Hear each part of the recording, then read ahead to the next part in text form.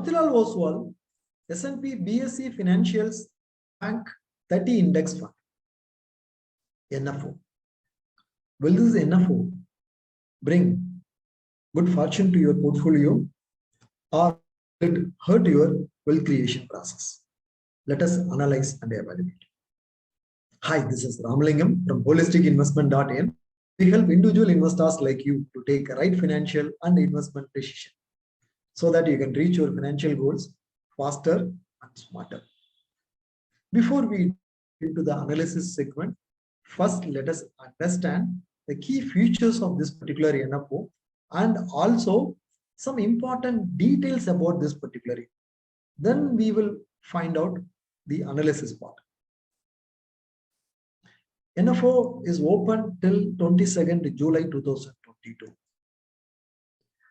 This fund comes under sectoral index scheme. Open-ended fund, that means after the NFO is over, you can do purchase and sale after 29th of July. In the financial sectors index, including banks, 30 stocks is selected and invested. This is S&P BSE Financials X-Bank 30 Index. This fund invests in this. Again, this index is a financial sector index. So this is a sectoral index scheme. We will see more details about this index later. Minimum amount to be invested is just 500 and there is no entry load, exit load. 1% if you are withdrawing before 15 days. After 15 days, if you withdraw, there is no exit load at all. The investment objective of this fund is to invest in the same set of stocks which are S&P BSE Financials X-Bank 30 Index. Right? Replicate, mimic this index in the same weightage. Their aim is to create long creation through these index stocks. So you must be knowing about large cap and mid cap. Top 100 companies by market capitalization is large cap. 101 to 250 is mid cap. So total 250 is S&P BSE 250 large mid cap index. From this, 30 financial sector companies are chosen based on few parameters. When we choose, again, banking stocks. So we choose 30 best financial sector stocks excluding banks and it is constructed. Since it is selected, we are not going into that detail. So 30 financial sector stocks excluding banks is chosen based on few criteria and they have constructed. BSE itself has constructed this index with a weightage on different parameters. Right? So this particular fund will simply follow the index. They will replicate index. They will deliver similar returns equivalent to the index, excluding tracking error and expense ratio. This fund is an NFO, so there is no portfolio as such. There is no track record. So I have taken data of this particular index because the fund is going to invest in the top stocks. So I'm doing an analysis on the index. Top 10 stocks in the index as of now are Hdfc, Bajaj Finance, Bajaj Finserv, Hdfc Life, SBI Life, ICICI Lombard, Shriram Transport, Cholamandalam Investment Finance, Bajaj Holdings, SBI Cards. So if you look at it, predominantly non-banking financial companies, NBFCs, life insurance and health insurance companies, general insurance companies, then financial services and investment securities kind of companies. And these top 10 stocks itself amounts to 72.5%. So there is a huge concentration here. There is a huge concentration. Concentration will add more risk, more volatility.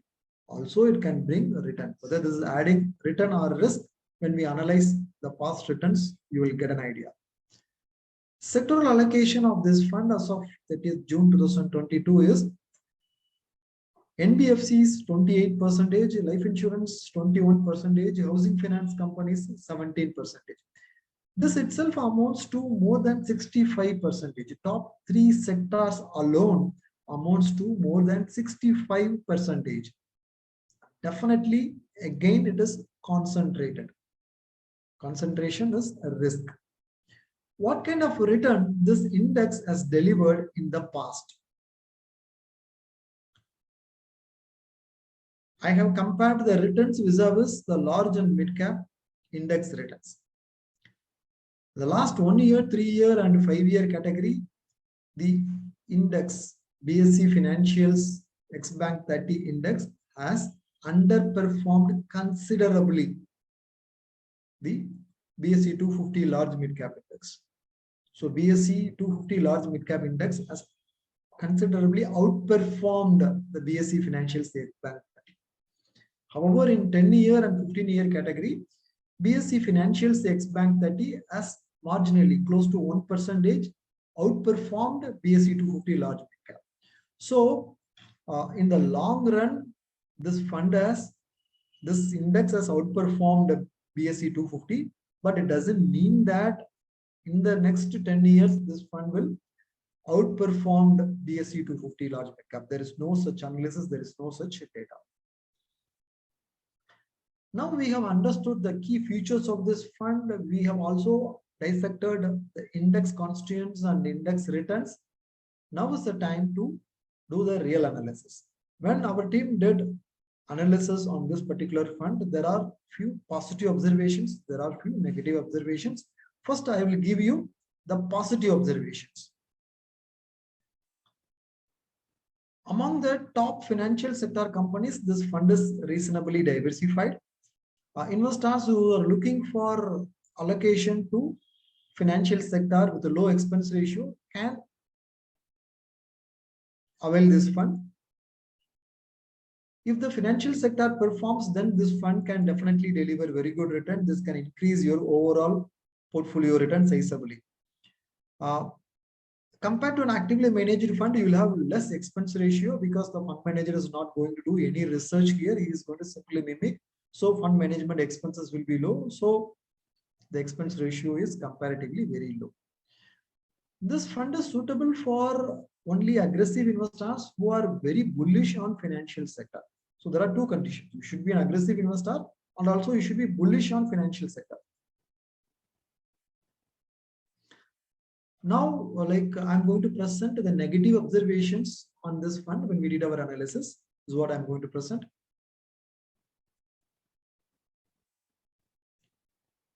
Definitely, it is an equity fund, so not suitable for short-term investors. If you have only short-term money, you are investing for short-term goal, please avoid this fund.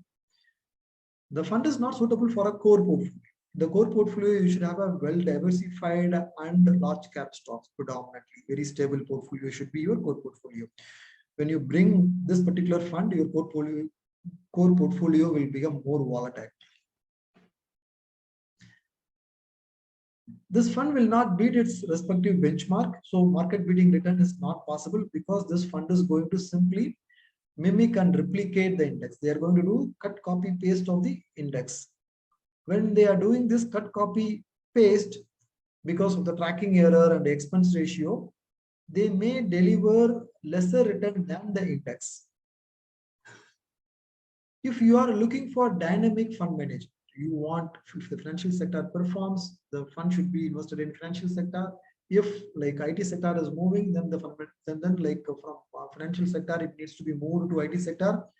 This kind of dynamic fund management is not possible here.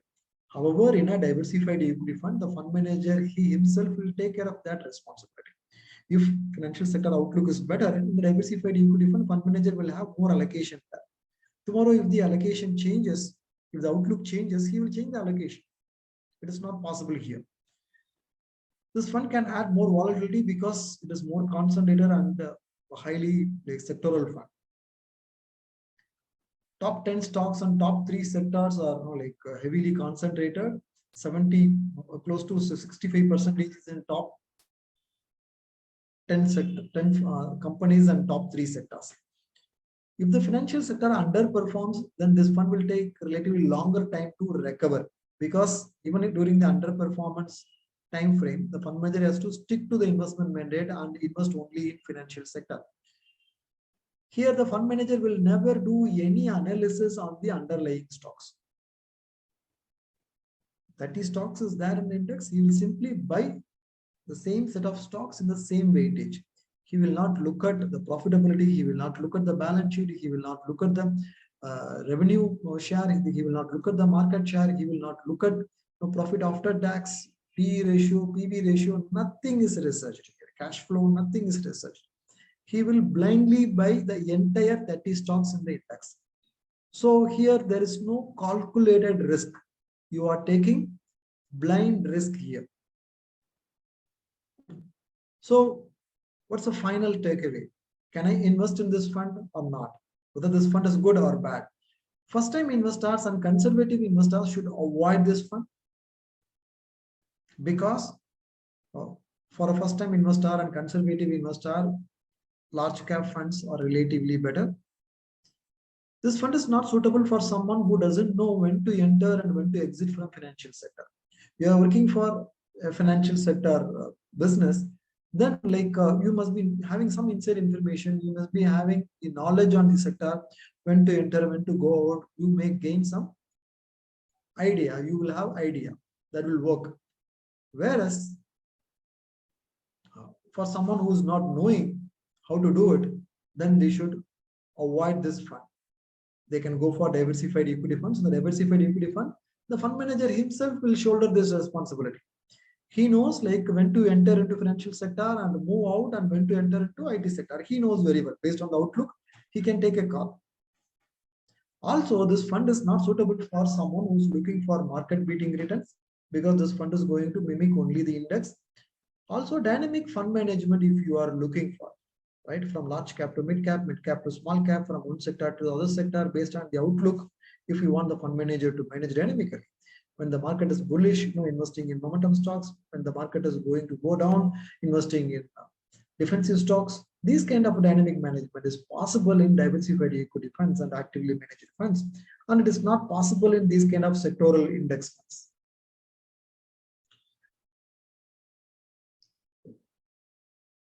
If you are investing to achieve your financial goals, then you should avoid this fund. You have enough money to meet your financial goals. Over and above that, you have got surplus. Then in that case, even in that case, if you have only a mindset to experiment in these kind of new investment opportunities, I would suggest you to experiment with a minimum amount. Otherwise, you can completely avoid this fund. We have done complete analysis on this particular fund.